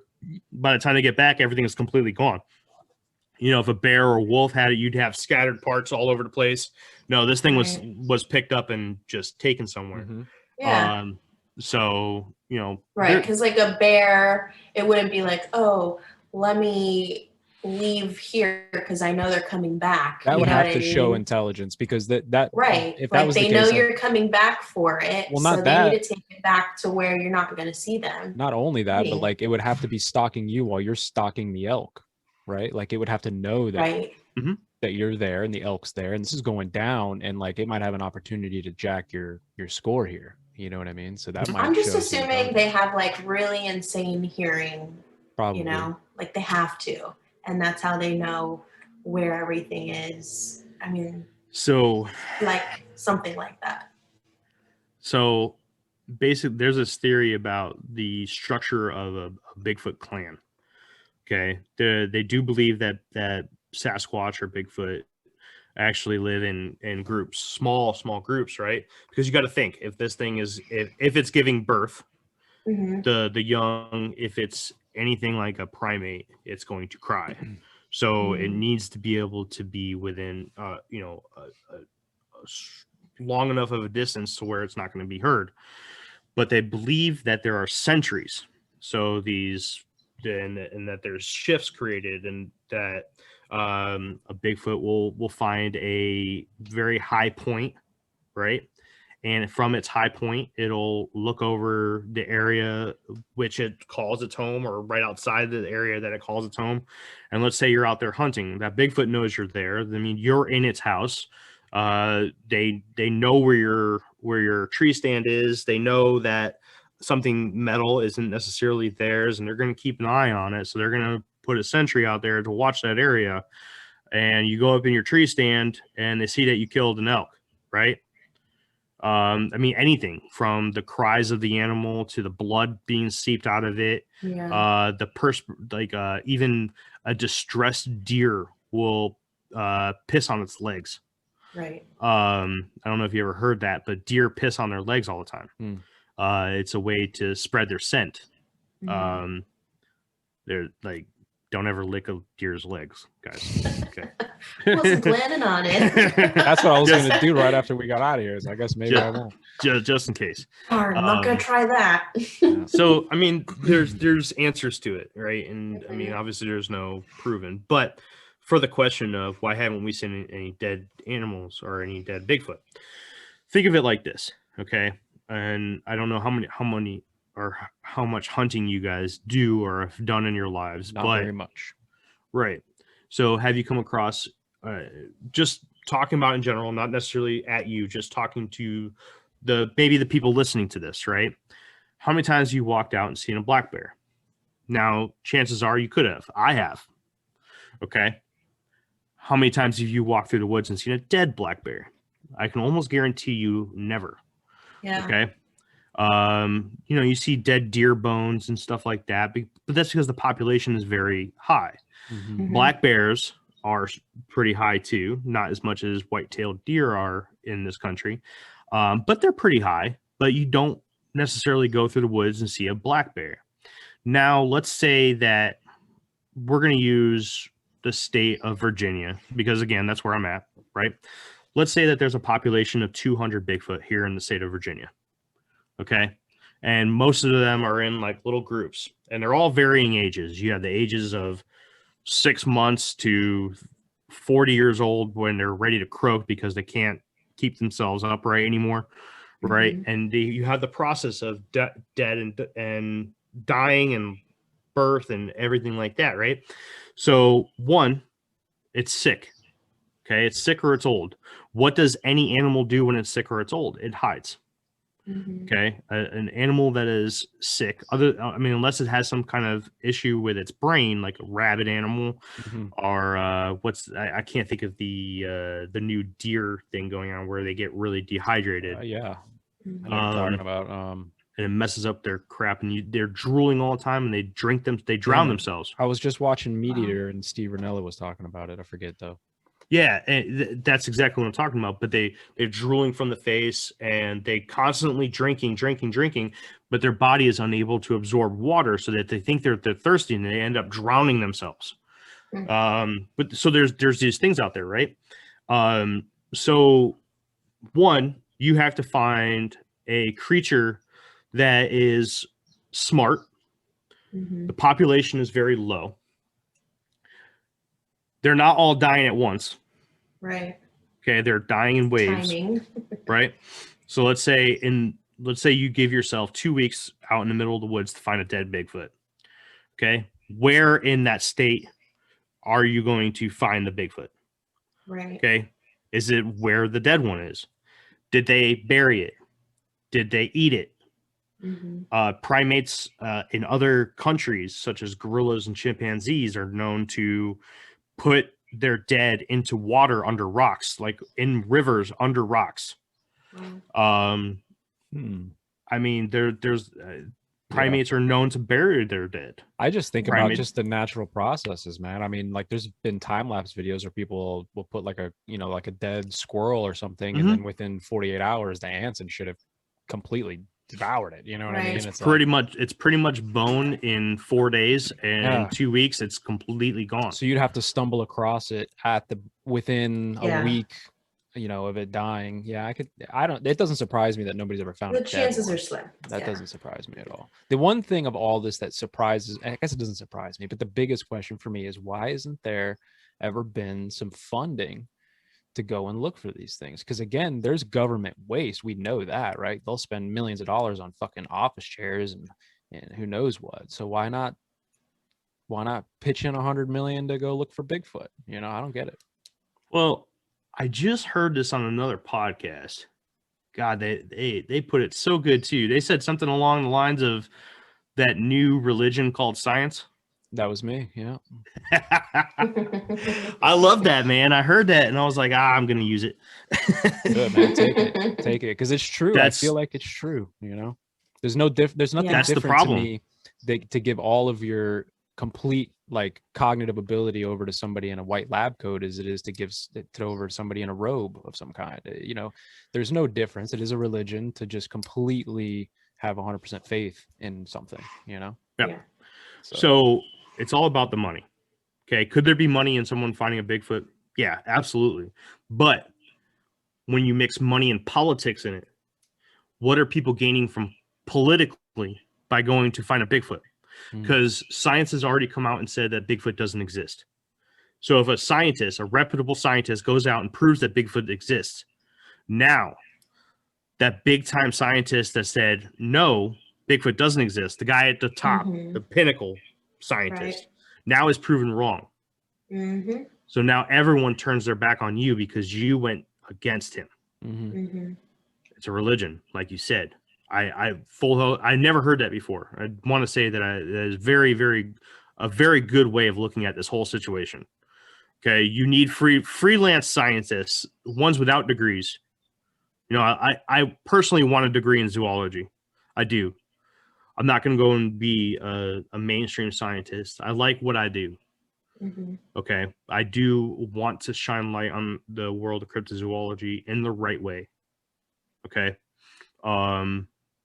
but I don't think you're ever going to get a real scientist except for Jeff Meldrum, who is really diving into the whole Bigfoot thing. He's a professor at Iowa or Iowa State. Does he have a show or is he on a show? That name sounds familiar. Meldrum. Yeah, he's everywhere in the Okay, Bigfoot world, yeah. Man. Yeah, if you Google a picture of Jeff Meldrum, you would know his face. His probably name's if you. ringing a bell. Meldrum. I'm sure I've Mhm. seen him on shows or something. Seems like a really cool dude, man. I wish I could beat him. I love to pick his brain. He's an anthropologist. So he looks at it from an anthropologist's kind of light. So he's never claimed to have a Bigfoot sighting. He's very interested in the topic itself. And he just, you know, if you go up to him and say, yeah, Bigfoot's a psychic, he's going to be like, yeah, no, dude, he's not. Yeah. You know, and I respect that. So, sorry if that light's too strong. No, that's good. Well, I mean, if you guys keep doing what you're doing, man, I mean, you might be able to at least talk to him, you know, if not meet him in person. Because I mean, that to me is like the key with all this, right? It's just communicating with other people like we're doing right now, right? Like, I mean, me and Jade can do episodes every week forever, right? Just her and I and her husband talking, whatever. But you know, the circle doesn't grow like that. Like, we're not learning stuff. Like, I don't even know. I couldn't even tell you what I learned today, but I know it's a lot of shit. You know what I mean? I have a different like outlook on Bigfoot than I did 24 hours ago for sure. So, well, yeah, and even more questions of things that I want to know, you know, that I'm like, yeah, we'll definitely have to do this. Wouldn't have ever kind of really thought about, honestly. I didn't even get my notes together for you guys. Yeah. Yeah, we did really do this impromptu. Like we started talking 3 days ago and here we are. Yeah. So real quick, because I feel like we're wrapping up here. Yeah, probably. I want to give you the second part of my story. Yes. Okay. Oh, yes. Okay. So about 2 or 3 years before that incident, I was sleeping in the basement of this house. Okay, and the basement is fully furnished, so don't think I was sleeping in some unfinished basement or anything like that. But it's a real nice place, right? The downstairs, it had a sectional couch and a regular couch with a TV, and it had glass walls, windows all the way around it, and a sliding glass doors on different sections of the downstairs. So I used to sleep on this one couch that was right in front of the TV, an old blue couch. I know it doesn't mean anything, but I personally, ever since I was young, I've always had a TV in my room. I sleep with the TV on. So one night I woke up and the TV was off.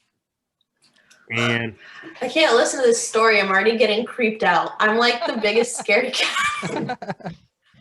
I would have died right then. And it's pitch black. It's pitch black. There's nothing. Okay, and the big sliding glass door. I mean, I'm 5 feet away from it, and the way the tree line is, I got to show you guys the Google Maps because I can show you exactly where on the house I'm talking about.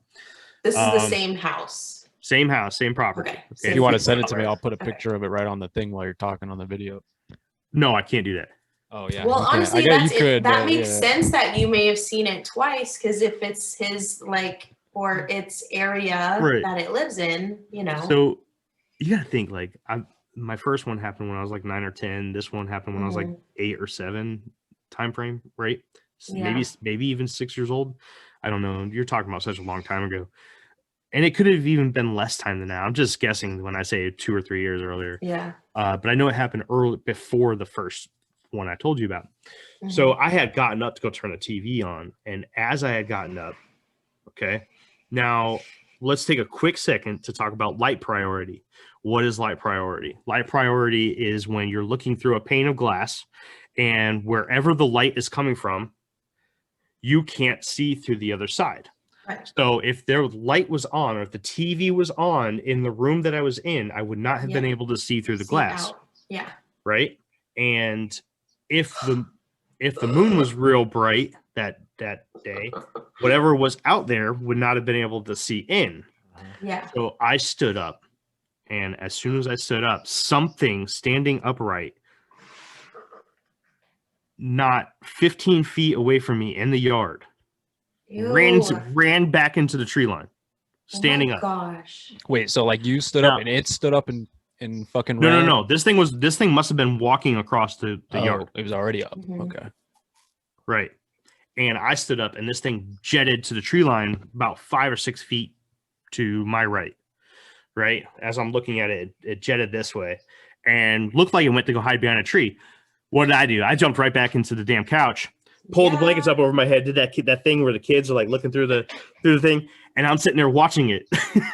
Oh shit! Right? Oh shit! So I'm thinking this is like some person. Yeah. You know, I don't know anything about it, right? Right. No idea. Jeffrey, I'm having a flashback right now, by the way. I don't know. You're thinking about that one time. Anyways. I think it's a person. Okay. Ugh. And I'm sitting there, and I remember, man, it felt like forever, but it could have been 5-10 minutes. And all of a sudden, its head poked out from behind Ew! the tree. Oh my gosh! And, I can't see it. I could just see the silhouette of it. I can't see its facial Oh, structure or anything like that that. is so scary. Oh my Dude. gosh. And it I'm took scared.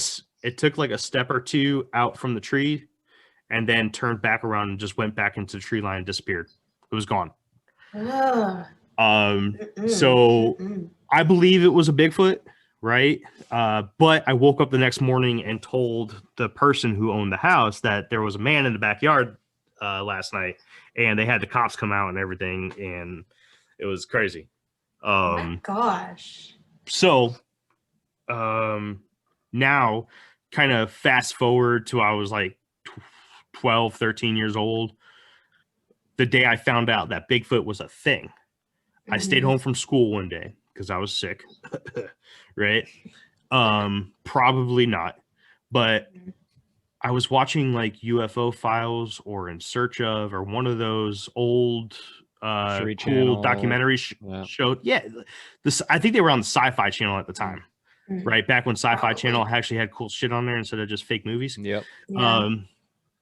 So I was watching it, and they did a whole story on the Patterson Gimlin film, and they were calling it Bigfoot, Sasquatch, and instantly in my head I was like, that's what I fucking saw. That was it. That was it. And I didn't even correlate the second story, the one with the person walking outside the window there. I didn't even correlate that until I really started digging into Bigfoot, and I was like, holy shit, you know what? I fucking remember that time where the dude was walking in the backyard. I bet you it was a fucking Bigfoot. Yeah. That's wild. And yeah. So that's it. That's my whole Bigfoot story. That's scary, man. I live in the woods. That's really scary. Like I'm like out in the woods right now, so like I get spooked already. I go out at night. I gotta go out to my car, and I'm like, I'm just worried about getting eaten by a bear or something. You know what I mean? But like now, I'm gonna be like, there's freaked more out to be about worried Sam's about. Ranch. So right now I'm doing a lot of research, and it's very hard to do this research because it doesn't seem like anybody has done solid research into it yet. But it's reported that with a lot of Bigfoot sightings that you get eye shine. Now, with a lot of cryptids, whether it be Mothman, because Mothman is said to have these gigantic red eyes, or Dogman, which is supposed to have yellow or blue eyes, and the Jersey Devil, which is also supposed to have red eyes, and then Bigfoot, which has red, blue, green, yellow, purple eyes, all kinds of different eyes you hear about, right? And their eye shine. Now, one thing about human beings is that we do not have eye shine, right? So if this thing is closer related to a human, anybody that says that it's ever had eye shine, maybe not. But what I'm trying to find out, and I've only found a couple sources, and I'm trying to find more sources to kind of back up those sources, is that there are some apes, and I'm not looking at monkeys, because monkeys and apes are a little bit different. They're part of the same family tree, but we're closer related to apes. We're not closer related to monkeys. So if I can find proof that either chimpanzees, gorillas, orangutans, bonobos, or whatever have eye shine, I will feel much better that somewhere in our family tree, eye shine is present. Now I will start believing more of those sightings. Now, you would think that if something is living in the trees, eye shine is very it correlates with night vision. Okay, so like cats are really good at seeing at night. You shine a light in their eyes and at nighttime, and their eyes are going to glow like a fucking light bulb. So you would think that this thing needs some kind of help at night, because if we were out in the middle of the woods, and if it's a cloudy night, we're screwed. We're not seeing shit. Yeah. So they would have to have some sort of night vision. So I'm really trying to dig into some research right now on eye shine. That's where my current interest is in. That's the most recent problem that I'm trying to tackle right now. So anybody out there who's listening to this, I just want to put this out there. If you come across any good articles online or in a book, magazine, wherever, peer-reviewed article about eye shine and primates, please reach out to me at infiniterabbithole@gmail.com. I would love to be able to read that, so please send it my way. Absolutely, man. Yeah, Nice. that is interesting. So Yeah. speaking of that, where else can they find you, man? If you plug whatever you want to plug, man. You got stuff that you want to send people to, tell them where to go. I'll put all the links if you want to send those to me as well in the video and all the other stuff. So I'm not worried about you guys putting links. we're doing it. We're doing it. Backlinks make the SEO work, We man. got you. I used to work in SEO, so I know how it works, man. You got to backlink everything always, you know. If they're interested in listening to the show, we're on all major podcast platforms. Also on Pandora, iHeartRadio. Shoot, I think we're on Audible now and Amazon. Nice. Yeah, anywhere you listen to podcasts, we're there. And some of the places you don't listen to podcasts.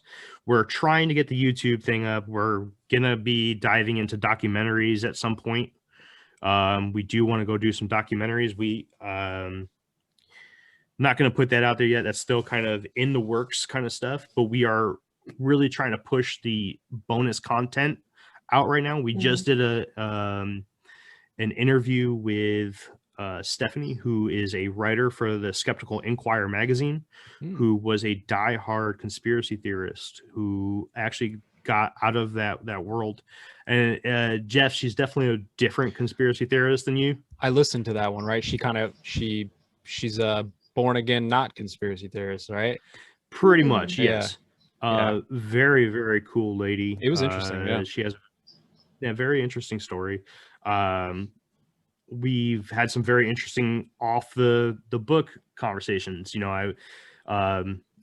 So we're trying to push the bonus content. I'll put something out now, something I haven't even put out on my own channels, is that I'm trying to push out content that I'm going to be putting out myself, only by myself, and then these episodes are only going to be 5 to 15 minutes long, and basically it's going to be a story time episode where I go over a different legend Cool. every time, where I literally create a script for myself and I read a script telling you the story of the legend, and I give you all of the information that you could possibly think of about that current legend that I'm talking about, and you make up your own mind.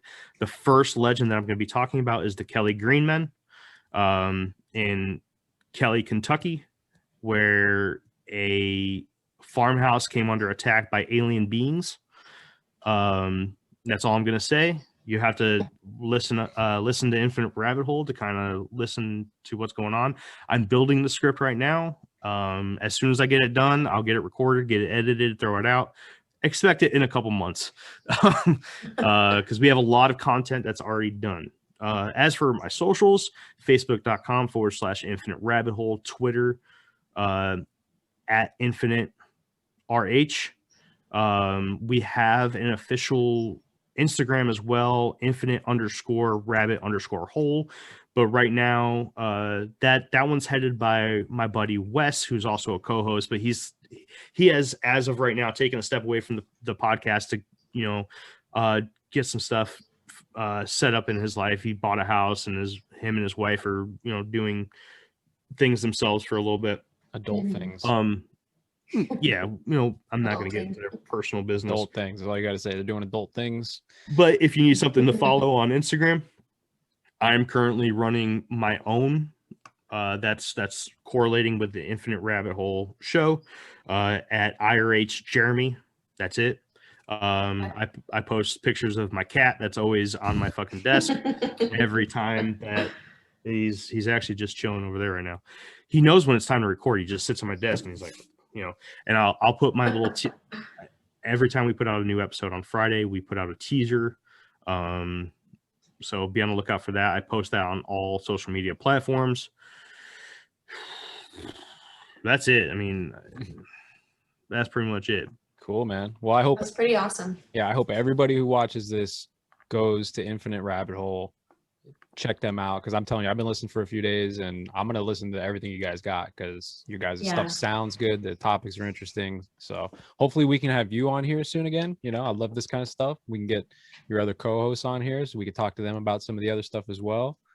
Just kind of keep this thing going. Absolutely. I live for this kind of stuff. I've never turned down an interview. I've been on a couple episodes or a couple other podcasts 2 or 3 times. You guys ever want to have a conversation, as long as I'm not recording, I can do it. Cool. Very Sounds easy. good. Next time I'll try to have something a little bit more structured as far as like a specific, monster to talk about or something like that. But Hey, yeah, you man, know, some of the best stuff is unscripted, man. I've started Yeah, to think that. totally. Like, we did a few that were I brought notes, and the last few I just haven't done any notes, just kind of go off the top, and I feel like it's more personable, it's more realistic. You're just free flowing, so I dig it. For sure. But well, I appreciate it, man. I really appreciate you coming on. I appreciate your podcast. I appreciate your service. Everybody go check out Infinite Rabbit Hole. Until next time, man. Yeah, absolutely. Absolutely. It was great meeting you. You too. Awesome. Well, we'll see you guys on the next one.